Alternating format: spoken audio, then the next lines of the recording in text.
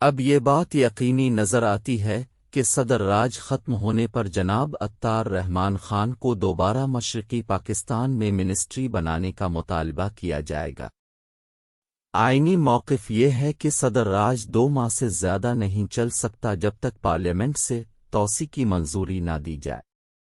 22 اگست کو یہ 2 ماہ کی مدت ختم ہونے والی ہے، اور جہاں تک معلوم ہے کہ پارلیمنٹ کا اجلاس 1 ستمبر سے پہلے نہیں ہوگا، جس کا مطلب یہ ہے کہ مرکزی حکومت کی جانب سے صدر راج کو طول دینے کا کوئی ارادہ نہیں ہے۔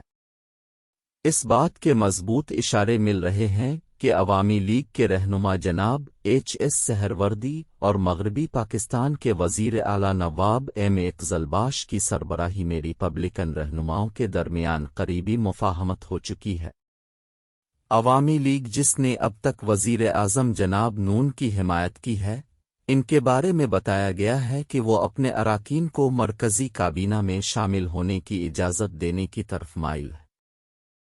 اگر نون صاحب چاہیں تو عوامی لیگ اور ریپبلکنز کے درمیان اس مفاہمت میں آئندہ عام انتخابات میں دونوں فریقوں کے درمیان قریبی تعاون کا تصور کیا گیا ہے۔